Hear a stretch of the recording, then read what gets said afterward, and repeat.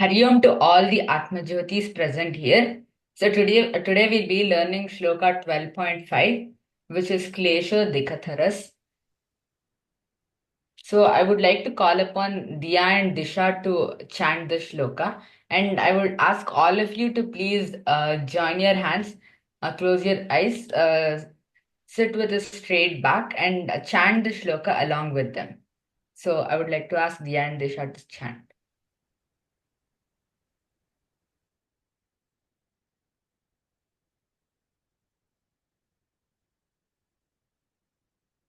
Can Diya Disha please chant the shloka?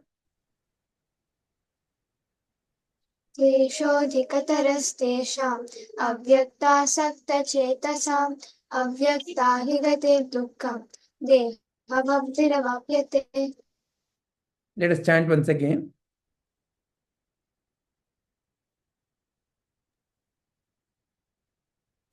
kleśho dhikataras avyaktāsakta-chetasām avyakta hi gatir duḥkhaṁ dehavadbhir.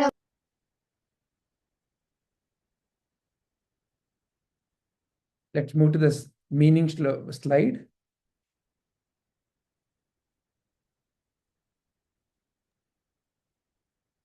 Anya, can you please read the meaning? And Namit, you may have to be unmuted. Guruji, I am unmuted. Yeah, please continue. Can I start? Yes. For those whose minds are attached to the unmanifest, the path of realization is full of tribulations. Worship of the unmanifest is exceedingly difficult for embodied beings. So thank you, Anya, for telling the meaning. So let us learn what the shloka means and, as usual, what Krishna is trying to convey to us through this shloka. So, Krishna is talking about an important aspect here, that is manifest and unmanifest. Manifest is something which we can all see. For example, the screen in front of you or the pictures, they're all manifest. You can see them in your eyes through your five senses. So they are manifest. And what's unmanifest? Something you can't see and you can't feel it through your five senses. For example, you might imagine like going to the Himalayas, enjoying. That's something unmanifest. That doesn't exist. That's not existent right now. It's just an imagination of yours, and that's something unmanifest. So what Krishna is telling here is that those who always try to see the divine energy in the unmanifest, that is something that cannot be seen in this world, because obviously, as we learned in the previous shlokas, everything can't be felt by our senses and thought by our mind, because even our mind has a limitation, right? So there is also a limit to our mind. So Krishna is here telling that if we are constantly attached to the unmanifest or something, or try to see something that is not in this world, or something that cannot be felt by our five senses, it's becoming one with Krishna. It's very difficult. Let's understand this by breaking this down. So here, we understood what unmanifest is, something which cannot be felt by our senses. So what does seeing the divine energy unmanifest mean? It means that we are trying to see something which cannot be felt by our senses, and we are thinking that it's not really what it can be felt by our senses, and it's something beyond. That's true. That's absolutely right. That the divine energy is something way beyond the mind, but it can be definitely felt. It can definitely be felt. As you can read here, manifest is a pointer to unmanifest. And in the upcoming slides also, we are going to see it with an example. So now let's understand the shloka. Krishna is until now we understood that Krishna is telling that whoever are attached to something that doesn't exist in this world, and are trying to go for something that's not there, and for them becoming one with Krishna, or attaining that union with Krishna, and realizing the true gnana is very difficult. And those who understand this concept and the difference between manifest and unmanifest, for them it's really easy, and they would have attained the oneness with Krishna. So Krishna is here asking Arjuna to become to realize that oneness with Krishna, and when we feel that separation with Krishna, it's extremely difficult for us to understand the divine energy or that Shakti of Krishna. Let's understand this with an example. So, what is this? Can anybody tell? Yes, Anya, please go ahead. A light bulb? Yeah. So this is an electric bulb. But so in the last slide, we understood that we saw that manifest is a pointer to unmanifest. So let us see this with an example. As Anya told us, this is a bulb. So what we can get to know from this bulb is that uh,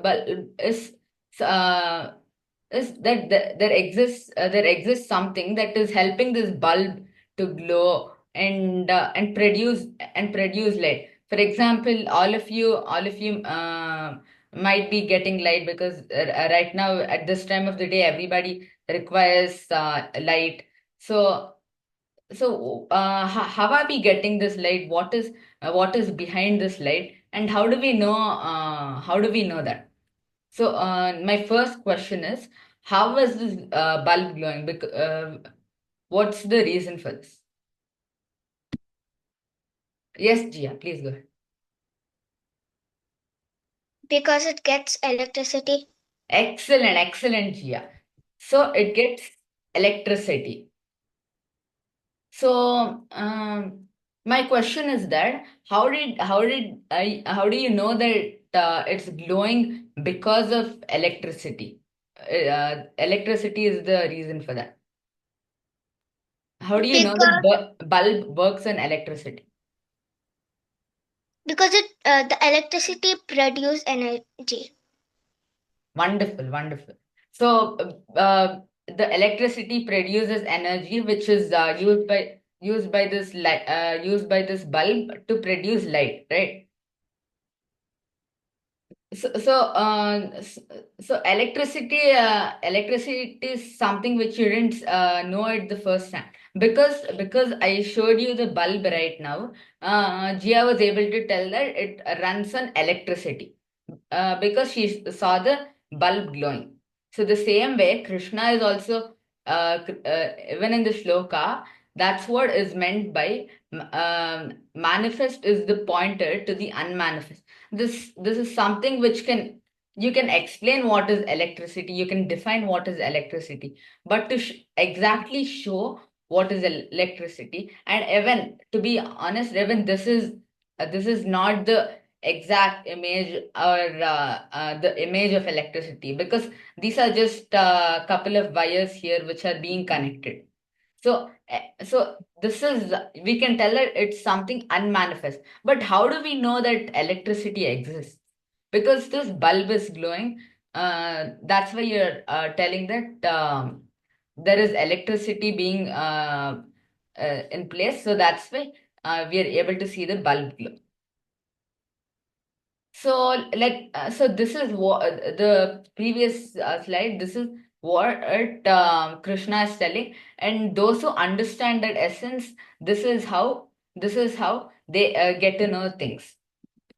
Now let us understand, like whoever have not attained this message or have not attained that oneness with Krishna, they see through their five senses, right? So they can not get to know the essence of the unmanifest. What's the reason for this? They cannot get to know the reason for unmanifest because then because they're not able they think that whatever they see through their senses is true and others and something beyond that is that's it's not possible or beyond their senses. So such people who just believe in their senses and just rely upon their senses, they just see this bulb. They just see this bulb, and they take the light and use that for whatever work they're doing. These are the people uh, who just see who are not able to see the unmanifest power in this world. Because they're just relying upon their senses and not doing any observations or examination about these deeply.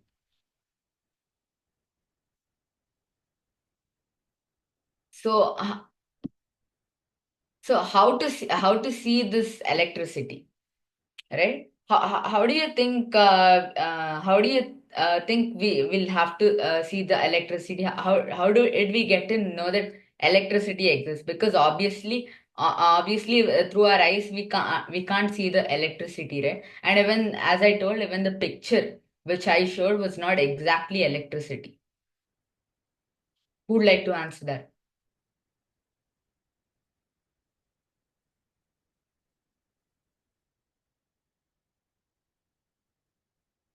Yes, Anya. What is the question, Namit?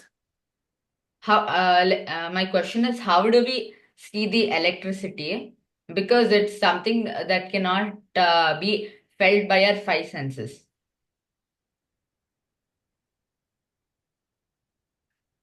So how did you notice? How did you come to know? How did you become aware Yeah, that there is something called electricity?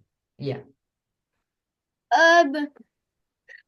I got to know it because I learned it in school, even though I can't see it.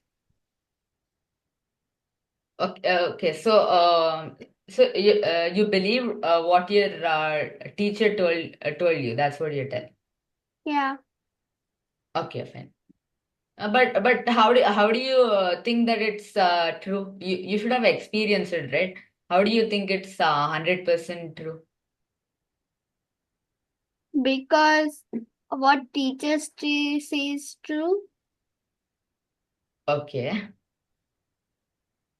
Yes, Akshat, please go ahead. In the school also they said we can get the same thing in internet also, and even in some books also it is given.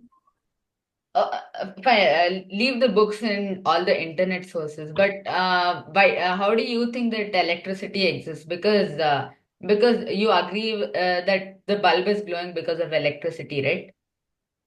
Yes.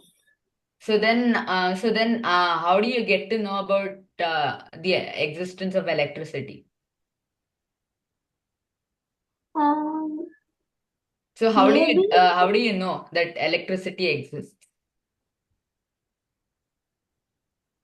I don't say electricity exists, but there is a thing that makes the bulb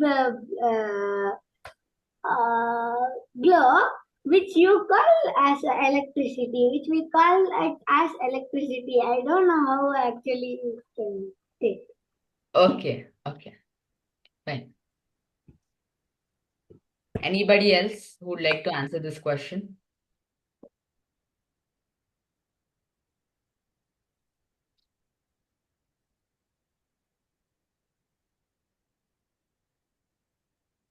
Okay, so let me share it with you. Let me Excuse share the me. secret. Yes. Can you repeat? I couldn't hear you. So, few minutes back, if you would have heard, Jia told that the bulb was glowing because of electricity. Yeah. After that, I Yeah. couldn't hear.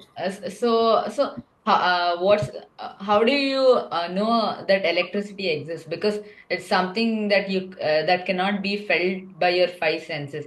You can obviously feel that the bulb is glowing, or the fan might be rotating. But how do you know that the electricity really exists? Is my question. Oh, okay. Do you have any answers? I guess we can feel it by our five senses. Not all five senses, but we can feel it through our skin, right? When we get an electric shock.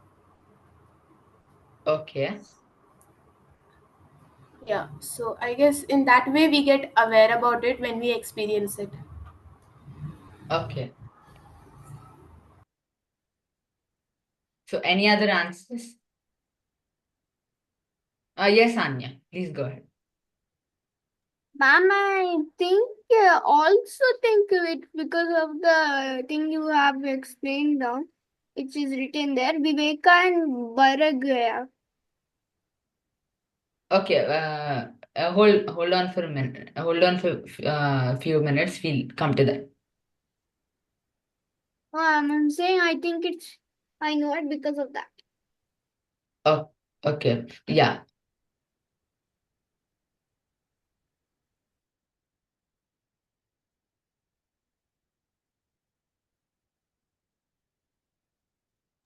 Now listen to me carefully, because this is an absolute secret, and you won't get to know if you wouldn't be in this Bhagavad Gita session. So, so now the question is, how do we see the electricity when it cannot be exactly felt by our five senses, right? So, there is an inner eye. Obviously, we can't see the electricity, or obviously smell electricity, or obviously not taste electricity. And if we touch one of us, one of you told that we might get an electric shock, right? So, how do we see this electricity?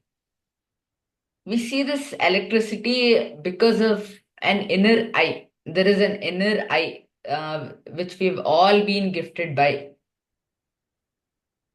So, this inner eye helps us get to know about electricity. It's not only about electricity, there are so many things in this world which we get to know about with this inner eye.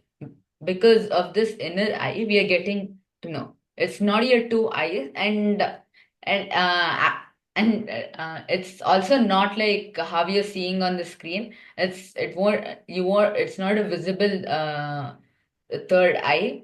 It's just for representation purpose that it's shown like this. So this third eye is extremely powerful. So the important thing is that we need to activate it. How do we activate it? Let's see. Now, first, let's see in this situation about the electricity, right? Right. You might feel that you're feeling it in your senses, because you might be making use of the bulb for studying, or the fan when it's too hot, and to cool yourselves down, right? You might think that you're able to feel electricity, but that's not really the fact.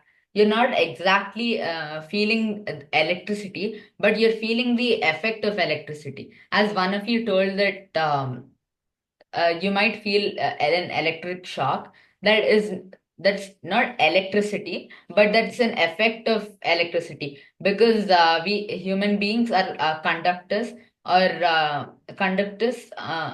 For those who don't know, conductors are materials which allow electricity to pass through them.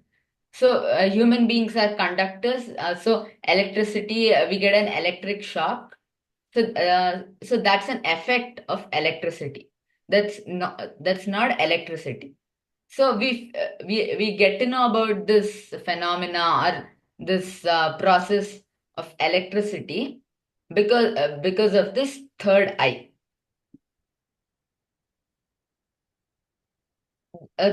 What does this third eye do? How does it help us in receiving all the information? Let's see. It's done by two important processes, as you can see on your screen, which is viveka and vairag. Let's see about them separately. So viveka, the English translation of viveka is discrimination. What the kind of discrimination is this? What kind of discrimination is this? Is it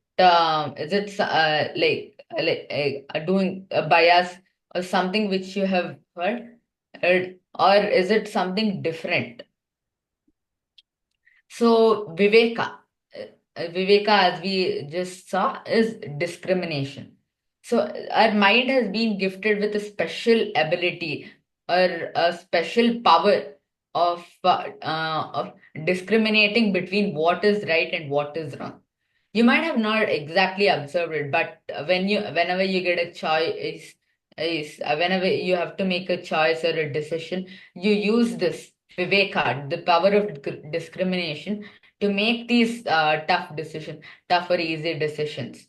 For example, you have an exam tomorrow. You have two options to either go and party or to study at home. Then it's because of this powerful viveka that you're able to choose what is right.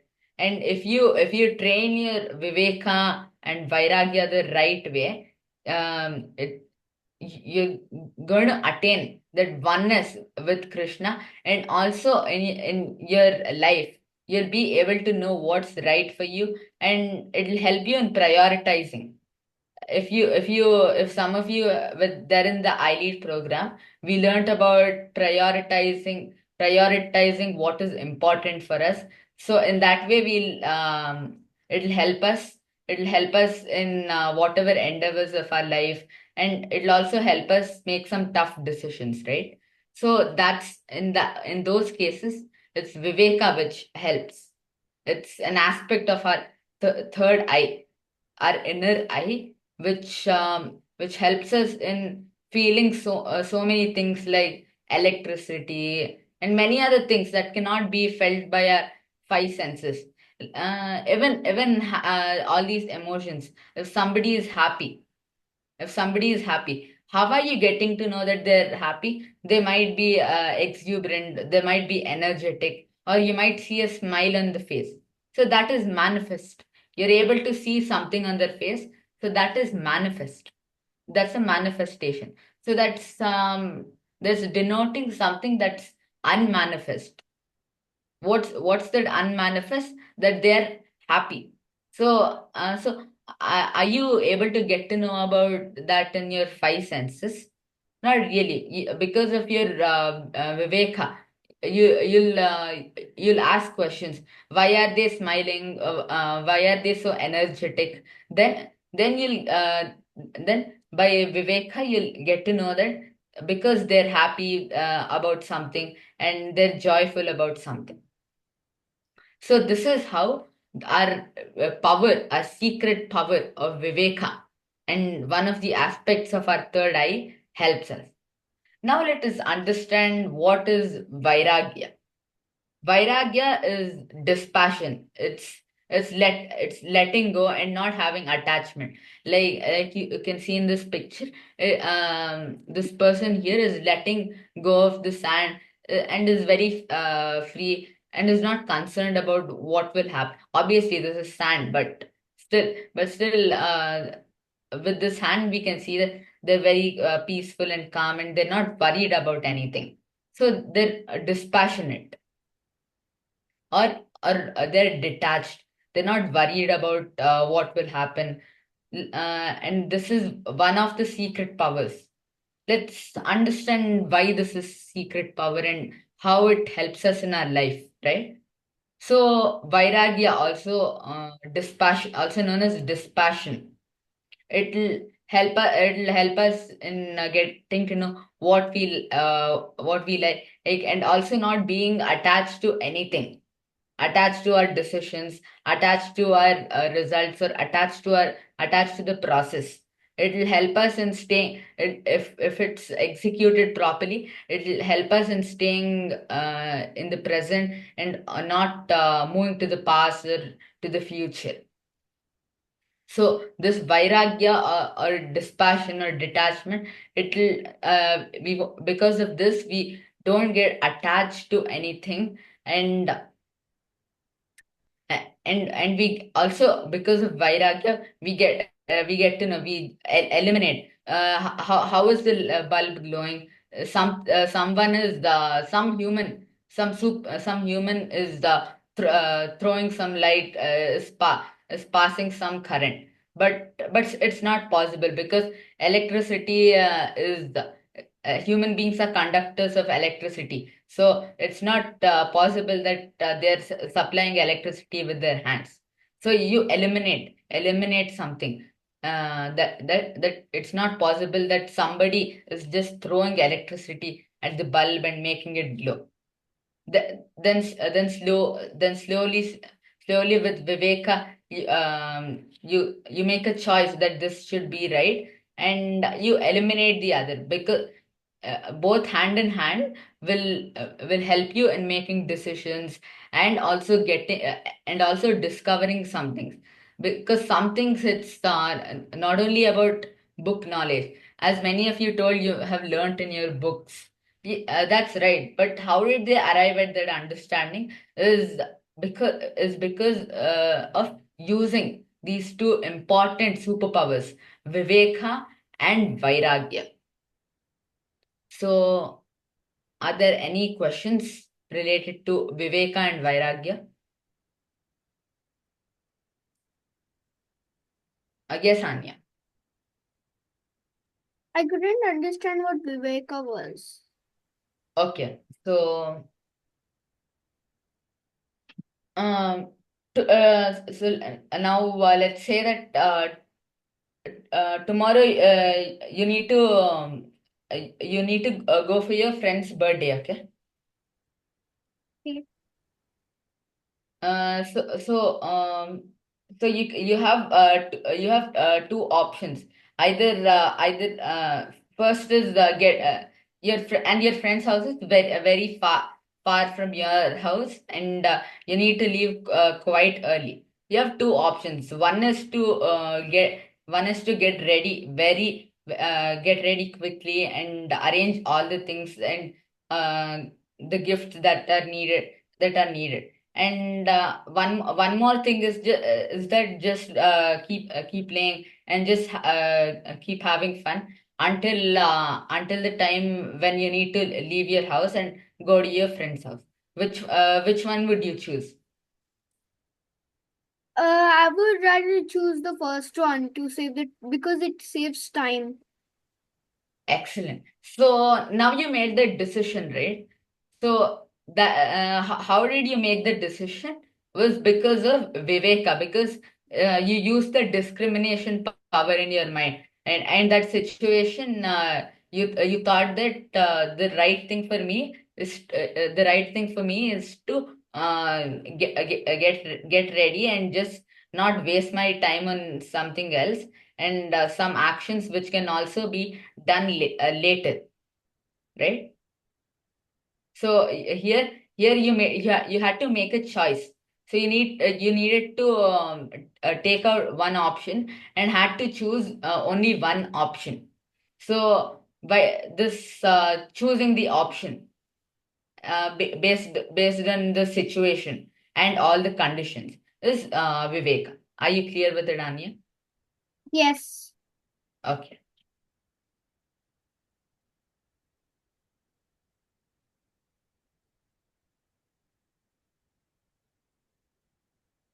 Any other questions on Viveka and Vairagya?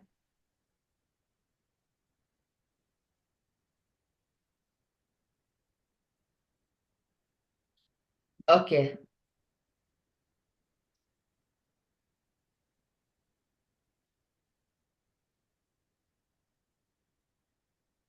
So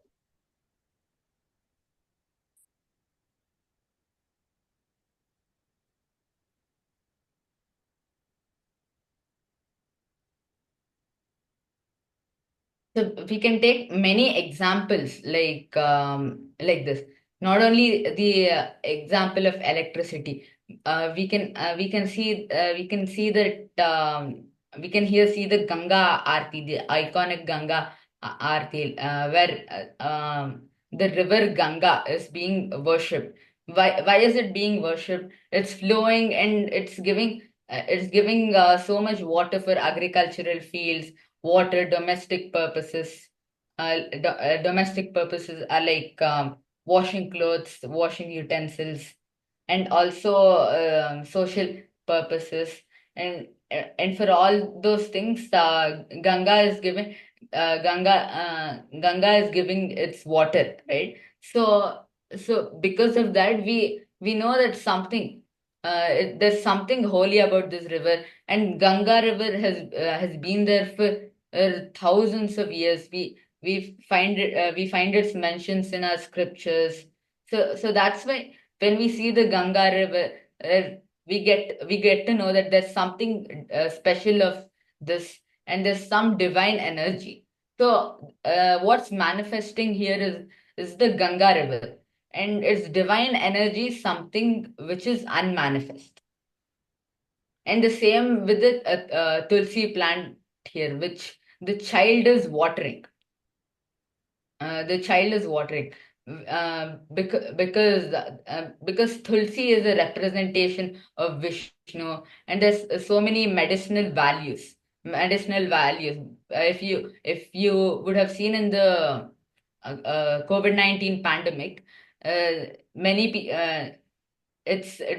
many people encouraged, many doctors encouraged in drinking the kashaya of tulsi in the morning. Because of that, we know that tulsi has a very medicinal value. So we are giving importance to it, and also it's said that tulsi. It's also said that tulsi is very dear to Krishna. There's Krishna tulsi and all that, Krishna tulsi and all, which we all know about. So here this child is watering the tulsi plant, and in this way she's showing her gratitude towards tulsi. So in this way there are so many things which is manifesting in this planet or in this universe, which denotes something which cannot be felt by our five senses, and we need to use the viveka and vairagya for understanding that. If we use viveka and vairagya, we can get to know about these things. So the same with the Ganga Aarti, the same with the tulsi plant. Because if you just see this picture, what you can see is water, and some people holding the aarti and doing the aarti. And in this picture, you can see the girl holding some water and is standing next to the tulsi plant. But because of your viveka and vairagya, you would have asked that question: why are they doing this? What is this? How are they doing this? Because with these questions, you're understanding something that is unmanifest. So Krishna is telling the same here. He's telling that something that is uh, you need to understand the manifest. You need to enjoy this manifest. You need to respect that is manifesting on this earth, as it is a form of the divine, as it is an avatar of the divine. We see in so many different forms. In the previous class, we saw the Pancha Mahayagnas. And in that, we got to know that service to human beings is nothing but service to God. So that's the main thing what Krishna is trying to convey. It's not necessarily that the divine energy is something way beyond and which we cannot understand. There are so many things which we see in the in our day-to-day lives, and with which we can contribute, and which will help us in attaining that union, or that understanding that I and Krishna are the same, and there's no difference between me and Krishna. So this is what Krishna is trying to convey here. So do you have any questions in this sloka, any part? Yeah, I have one doubt. Yeah. Yeah, what do you call the third eye which you mentioned? I'm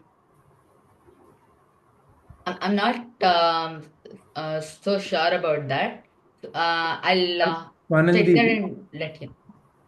when you ask that question, are you asking what is the name given to third eye? Yes, Ji. Okay. See, there are many ways by which you can know that. For example, it is called as the eye of the wisdom. It can be called as the Agna Chakra, pineal gland. So in different ways of understanding about how the inner reality works, there are different names that have been given. But what Namit is conveying is that the eye is not a physical eye. There are different names you can give to that eye, but there is something within you that is able to see. So that ability to see is what we call as the ability of the eye. Therefore, it is given the symbol of a third eye, which is what you actually see when you see Shiva. The usual symbolism of Shiva is that he has a third eye in the middle of his, yeah.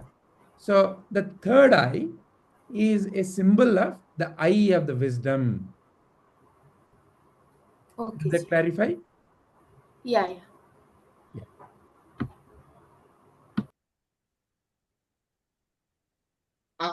Yes, Anya.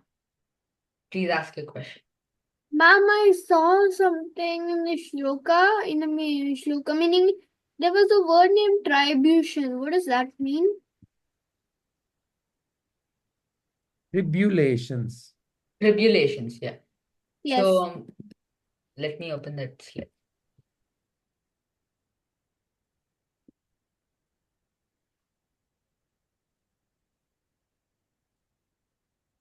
Yeah.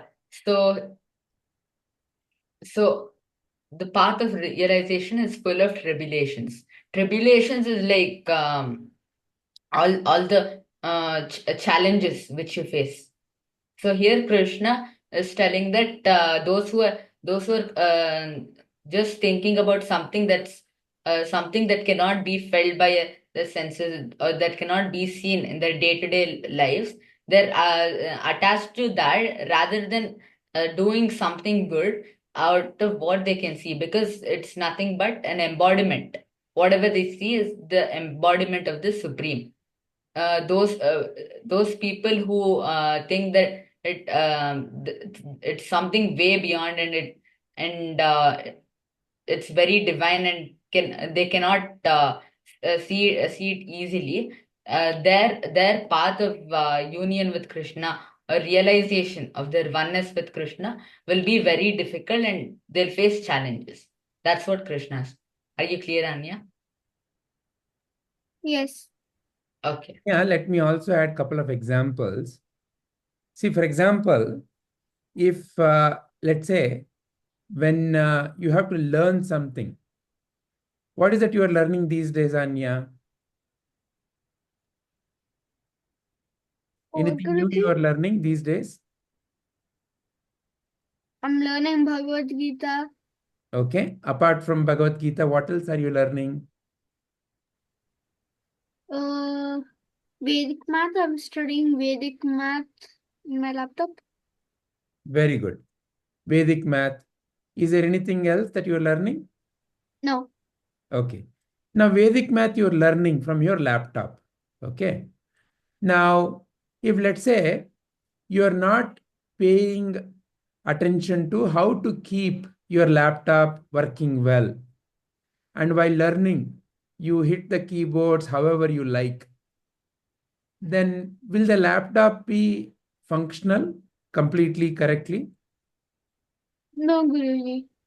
Okay. Like if we have put it in a full screen mode in YouTube, like that thing, we might as well accidentally press F3, F1, F11, or as well exit from the full screen mode. So, for example, like that, if you do not pay attention to things around you, and if you are not being respectful to them, then your learning will stop. It will be difficult for you to learn the Vedic math that you are learning, isn't it? Yes, Guruji. So, like that, each and everything around us is of value. However, some people, you may have seen them, they are very careless in how they use things, or they may want to hurt others in the name of, for example, whatever belief they may have. Yes, Guruji. There's one of my friends named Shishti. She's really careless, and she's like if I don't want to be the catcher for some game, like for the catcher you have to catch everyone, like that. I don't want to be the den. Yet she will force me to be the den. So Like like it's that, there like are many, bullying. many other ways by which people really are careless and are harsh and not at all kind towards each other. Some people hurt animals because they feel that, it is something that is meant for as a food. Why such a thinking is coming? That, animal is being seen as a source of food is because they are able to think of, they may be saying, okay, I am also respectful to God. But who is God? They may have a vague idea about God as somebody somewhere, but they are not able to see the God in that animal. They are not able to see the pain of that animal. So when the animal is suffering, it is as if like the divine energy through that is going through that feeling of pain, isn't it? So the ones who are only focused on something that is unseen and are not being respectful to things in front of them, they go through all kinds of emotional tribulations. So tribulations means because they're not being respectful, then, for example, if someone is not respectful to their laptop, they may spoil their laptop. If Yes, someone is not Guruji. respectful to water, they may create lot of hazardous material in the water. So like that, you and I today, if we are not paying attention to our own environment and things around us, we may cause destruction. So Sri Krishna is cautioning against that. It's like if you do good, good will come back to you. If you do bad, bad will come back to you. Like you said, if we, like for example, if we don't drink water properly, we'll get dehydration. Correct. Right? Yeah. Yes, Namit, please continue. You have to unmute, Namit. Yes. Yes, so anyone else who have a question related to this shloka? Yes, Akshat.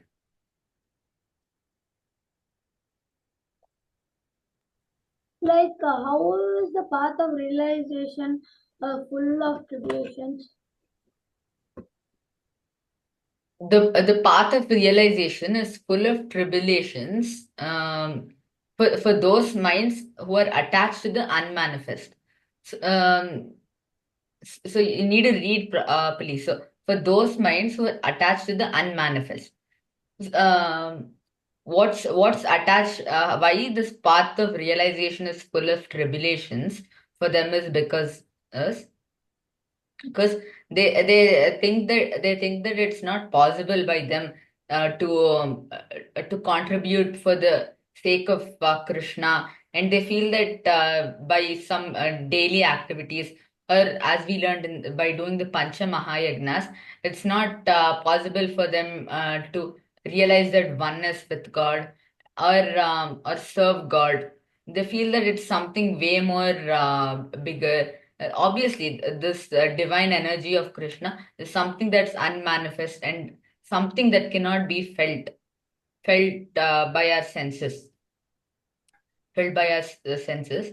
But still, we can serve Krishna in different ways. As a Jivatma, we can definitely serve Krishna by the Pancha Mahayagnas, by serving animals or by respecting the people who we see. It's not that we are just remembering Krishna and doing all kinds of bad activities, as Sir just told us that told that about the slaughtering of animals,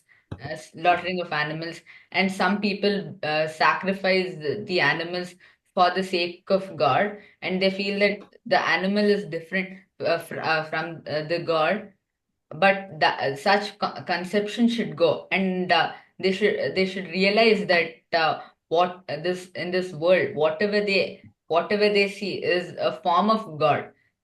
So this Krishna has um, uh, also come is embodies as the form and comes to this world. We saw that in the Dashavatara, where Vishnu came in 10 avatars.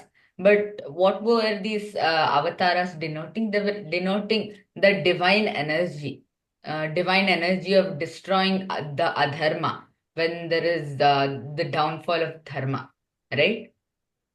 So coming back to your question, here those who think that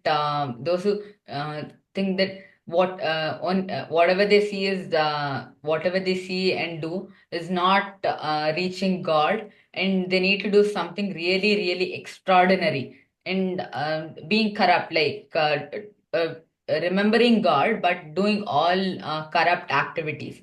They might feel that they're being devoted to God and that's enough. So Krishna is telling that that alone is not enough. You should also serve me in the through the Pancha Mahayagnas and all these things.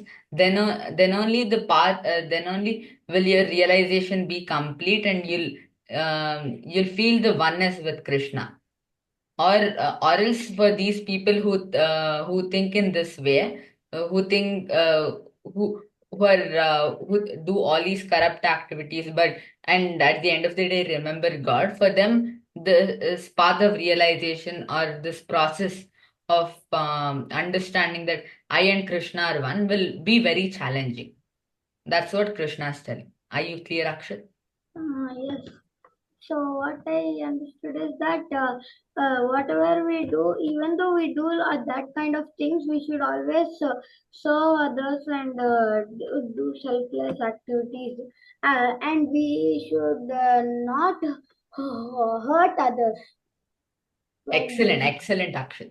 So it's not only about doing puja to God or remembering God, but it's also serving God or in your daily life, like respecting elders, respecting your teachers, and respecting the people around you or the people who helped you. That is also a form of serving God.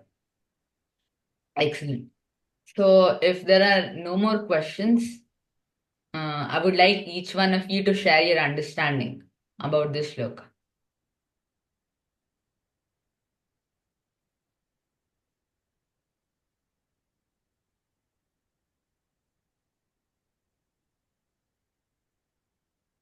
You can call out the names, Namit.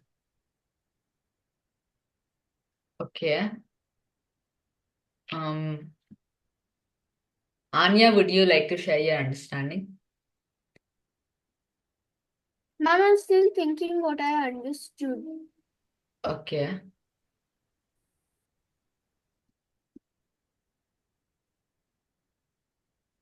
Um,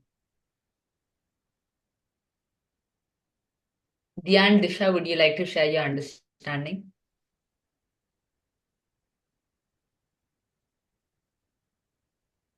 Yeah, let's call out Swanandi and Sanvi. Yeah, okay, sure. Swanandi and Sanvi, would you like to share your understanding? Who should go first? Sorry, who's going first? Okay, I'll go first.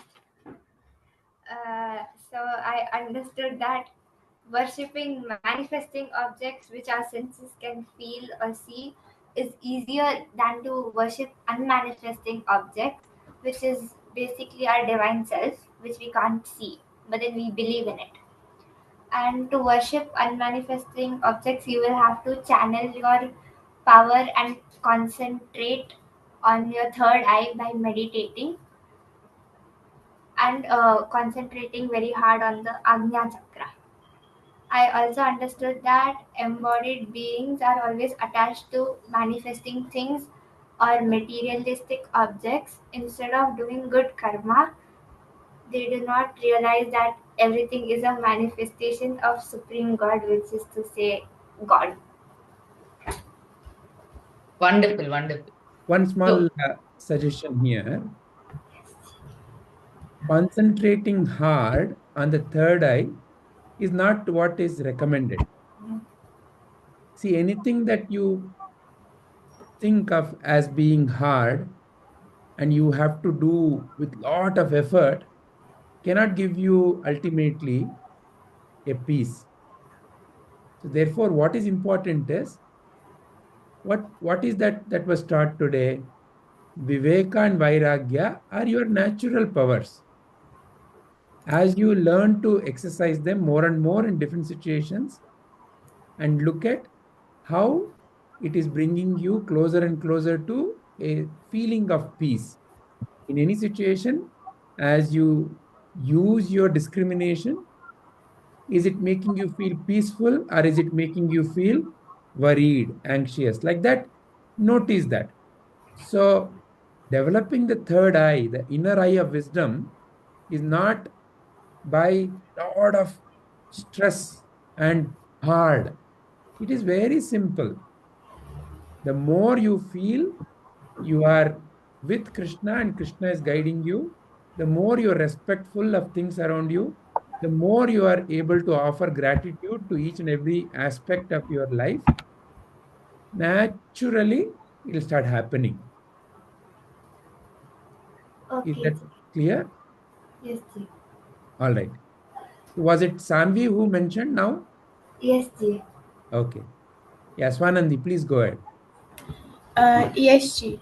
Ji, I had one doubt before to ask. Yeah. Yeah, you said right now that concentrating or stressing on the third eye is not important, but just to activate in daily life, not concentrating, meditating for 5 minutes. It's not like stressing, like it's like meditating and activating that chakra, which will benefit you. Correct. So what is necessary is, as a simple exercise, as a simple way of activating, you can right now, why don't all of you close your eyes? Please close your eyes. And in between your eyebrows, just become aware of the area in between your eyebrows. With that awareness, you now bow down to the divine or bow down to someone to who you feel really respectful towards. It could be your parents. It could be your teachers. It could be your guru. Whoever you feel respectful towards, bow down to them and seek their blessings and guidance and pray that you realize the fullness of your own existence and pray that you be of value to people, to animals, to plants, to the whole of the things around you.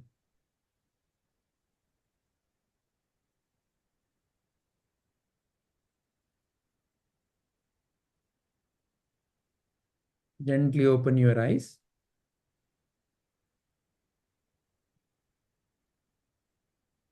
So did you have to hard stress and concentrate a lot? No, Ji, I didn't feel that. How did you feel? I felt peaceful. So that is what is going to carry you. That is what is meant by activating your third eye. So as you Yes. every day do that, in every situation you do that, your inner power starts manifesting through you. Yes, Ji, now it's clear. Yes, Ji. Yeah, please continue. Share your understanding. Yeah.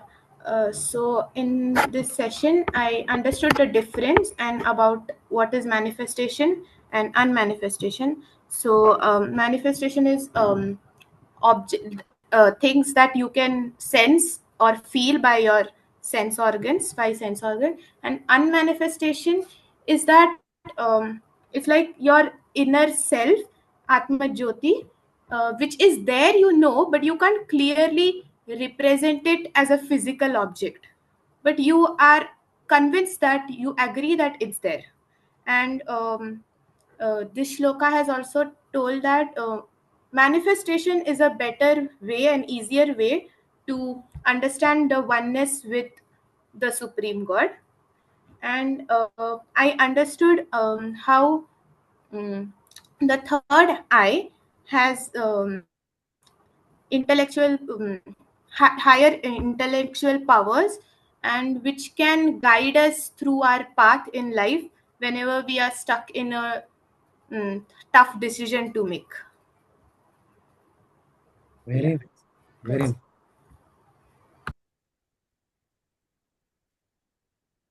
Does Manya have anything to share? Yes, Vijayji. So, what I understood is like the slide says, manifest is the pointer to the unmanifested. So, we all do know through different sources that there is something in me which is permanent, or which is the truth, and which is something that's always there, the divine. But then this divine, it has different names. So light of the self, the God in me, so many different names. But then all means one thing. It's all pointing to the same thing. But then because it hasn't really manifested itself, it doesn't have a form, it doesn't have any qualities or any features, it's hard to realize it, to know it.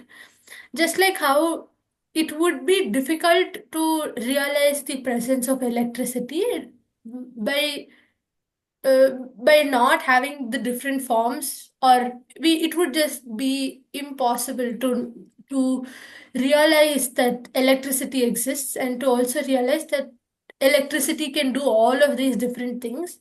It would be very difficult for us to realize it on our own without someone else telling us. But it's rather easier to take the burning light bulb or any electric appliance to see how it's working and what is powering it. That's a easier way to start.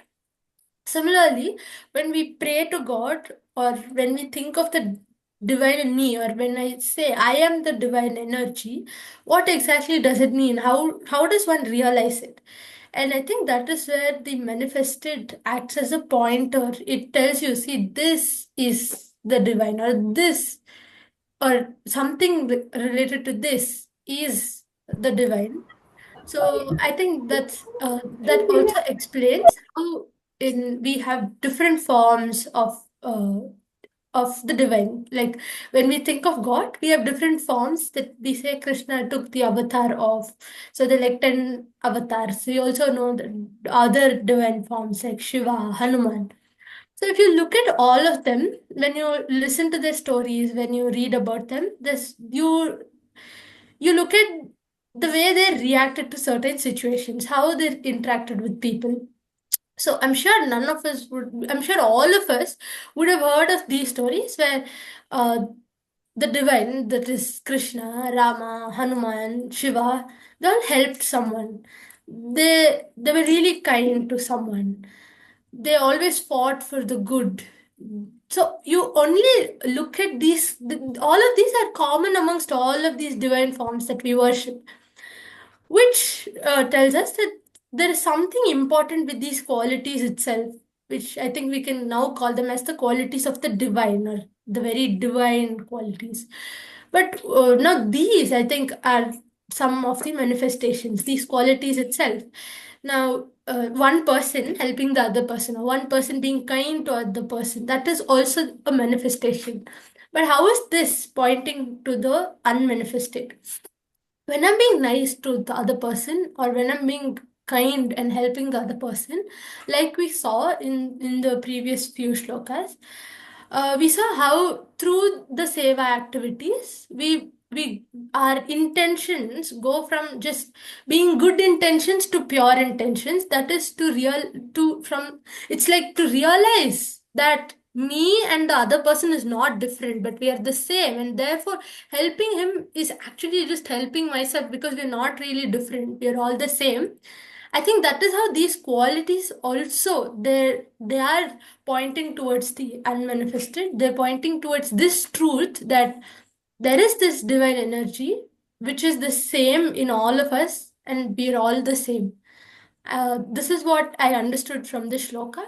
Also, how through now, how I kind of, so definitely the manifested is pointing to the unmanifested, but how do you go through this? How do you realize, or how are you able to see? So let's say I'm pointing towards something. So I point towards a pencil, let's say.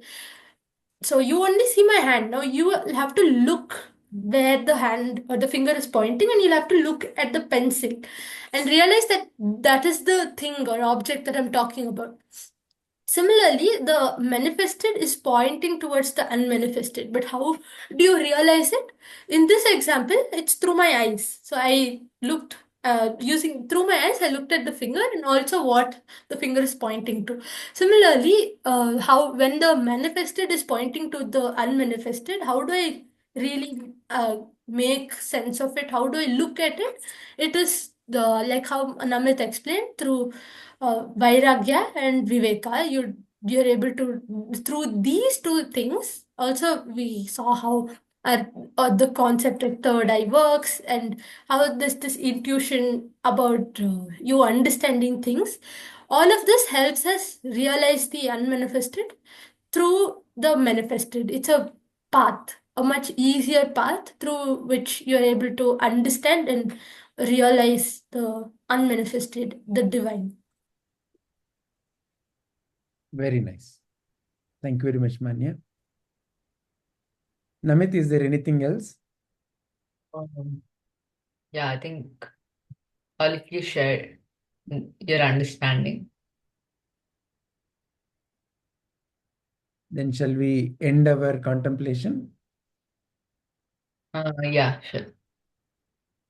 Thank you very much, Namit, for conducting this, and all the Atmajyotis for your wonderful and insightful sharing. Harihi Om, Shri Gurubhyo Namaha. Guruji, can I chant the ending prayers?